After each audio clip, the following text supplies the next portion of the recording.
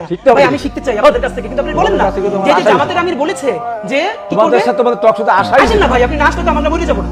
আমরা ছোট মানুষ সবাইকে বাদ দিয়ে দেন, আমাদের জুলাইতে লাগে না তো জুলাইতে।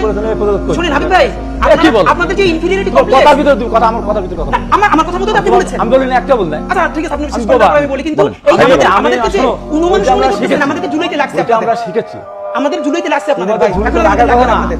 আমাদের জীবন দিতে হয়েছে। জীবন তো বাচ্চারাও দিচ্ছে, আপনারা তো জীবন দিয়ে মন্ত্রী হয়েছেন, কিন্তু বাচ্চাদের কিছু হয় নাই। জীবন তো সাপ্লাই দিছে, পিলখানা দিছে, সেগুলো জীবন মনে হয় না তাদের কাছে। এইটাই দুঃখ আমাদের।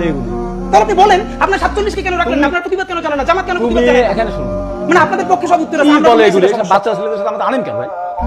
কি বলো তুমি? আমি এই দেশে শোনো, জেল থেকে মুক্ত করছি। না অবশ্যই না, অবশ্যই না, এই বাচ্চারা অবশ্যই না, থেকে মুক্ত করছে। অবশ্যই না, এই বাচ্চারা বেগম জিয়াকে সবথেকে সম্মানিত করছে। এই বাচ্চারা আপনারা পারেন নাই, অবশ্যই না পারলেন না, সেটা আপনারা দেখেন, জনগণের ভোট আপনাদের কি দেয় দেখেন। যদি একটু সত্যি আমি সঞ্চয়, আমি ঘূর্ণি, আমি পথ সম্মুখে যাহা পাই যাই চূর্ণি, আমি তো পাগল ছন্দ, আমি আপনার তালে নিচে যাই, আমি মুক্ত জীবন আনন্দ, আমি হাম্বি